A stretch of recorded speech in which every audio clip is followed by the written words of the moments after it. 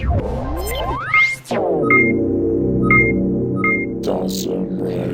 YouTube, Dosm Rider here with my series ramble, recap, review, or whatever for Kamen Rider Ghost. I think this is going under a Dosm's Rambles video, even though it's sort of like my first official video for my Rider episode review series. I didn't want to start it with Ghost because it was so close to the end.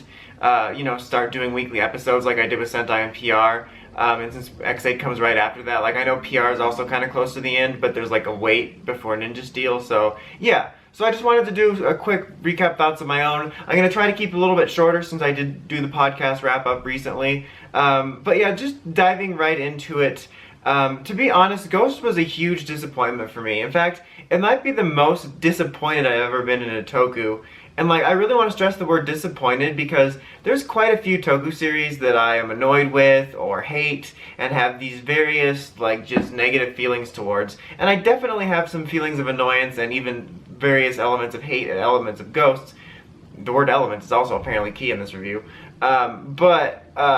It's mainly just a disappointment. It's this really odd feeling. I've certainly felt disappointed by toku before, but with Ghost, it's just this odd feeling of just sheer disappointment. And what it comes from a lot is that I really love paranormal stuff. I love ghost things, anything spooky, Halloween-like. So when Ghost was announced, I was really excited because the suit looked awesome. That's another thing, is I love the suits.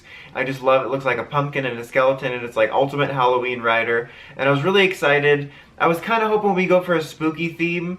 Kind of a vibe. If you watched Kiva, it has a very distinct way that it's shot and the way the music is that definitely leans towards the monster vibes it has.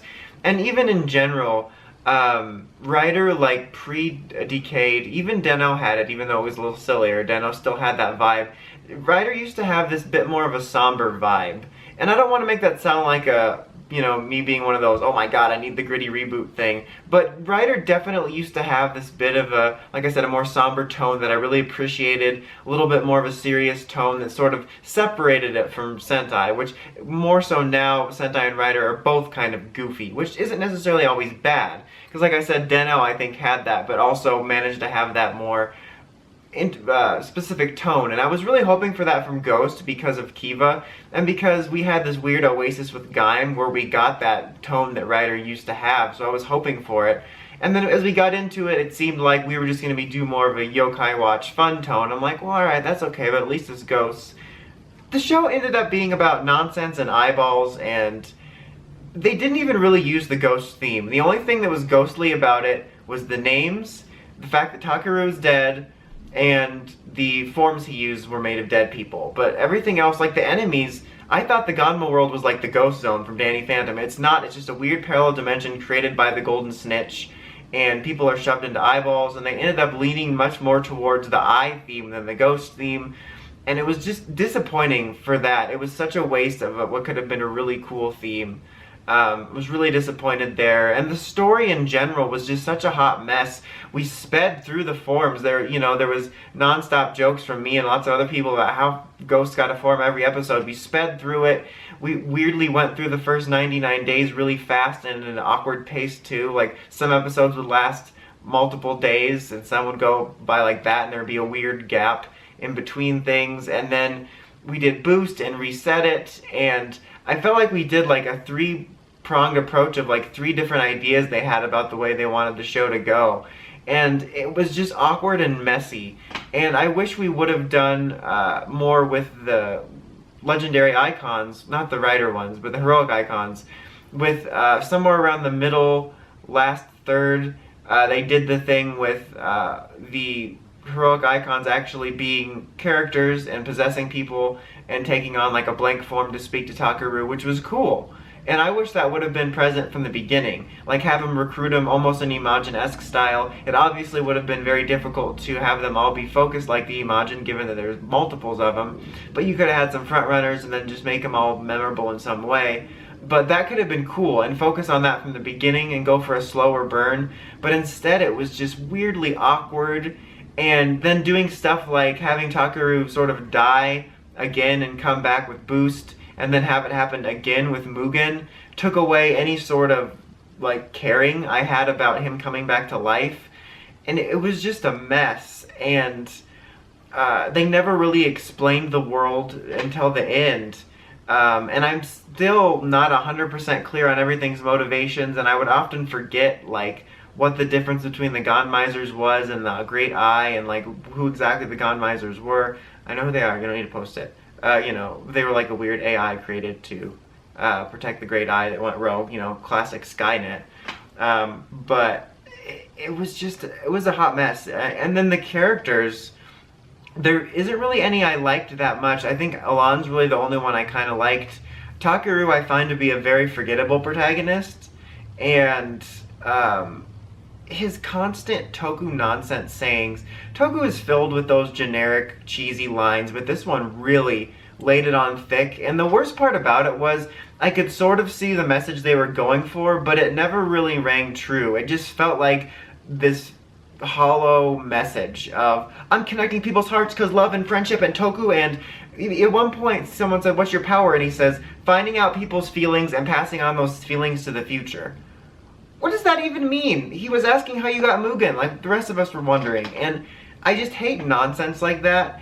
And there can be a way to have like annoying phrases like that, but actually have something to back it up. But the reasoning and the things behind it never really rang true. I think there was some possible ways they could have gone about the making connections with people, like maybe as a ghost, I mentioned this on the cast, that he needed to make connections with people in order to hold on to his humanity, and then they could have used that. But instead it just felt like a hollow message with no real backbone behind it.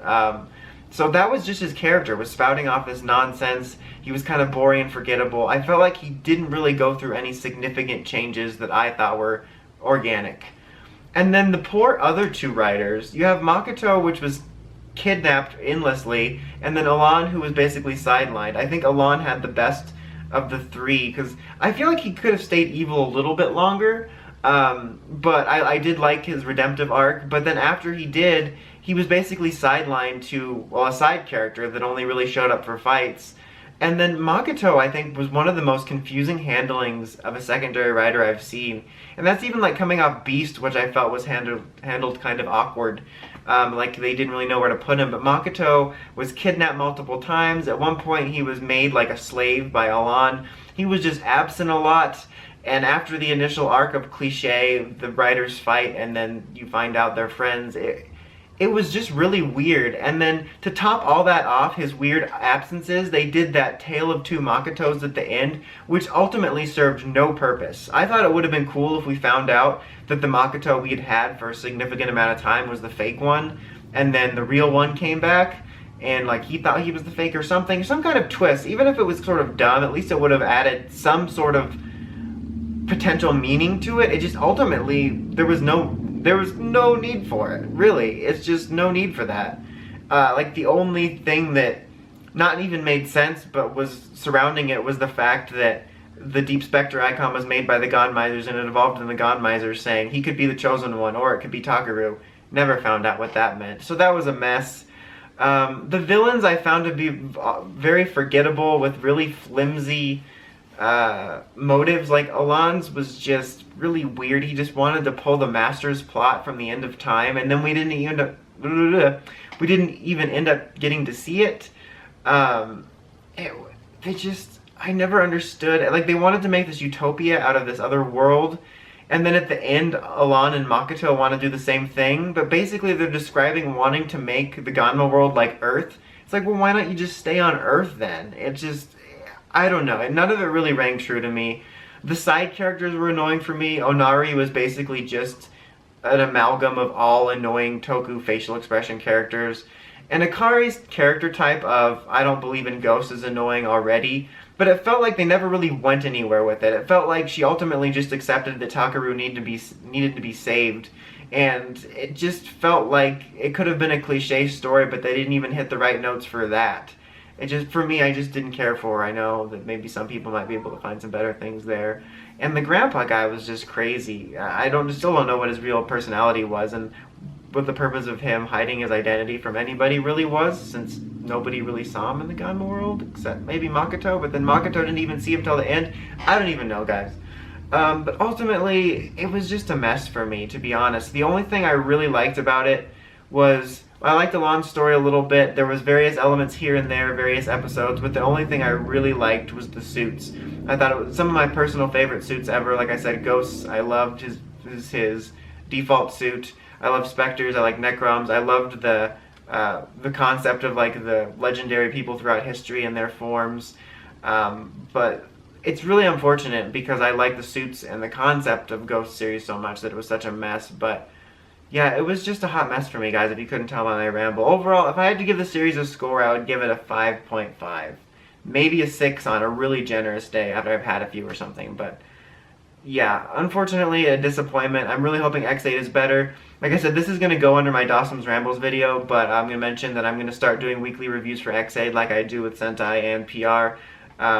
So look out for that. I just wanted to give sort of a jumping off point with the Ghost video. But anyway, thank you for listening to my hot nonsense about talking about Toku nonsense. Until next time, check out the Crazy Podcast at writersrangerambles.com, and of course, don't forget to like, comment, subscribe. Until next time, Dosm Rider, signing out.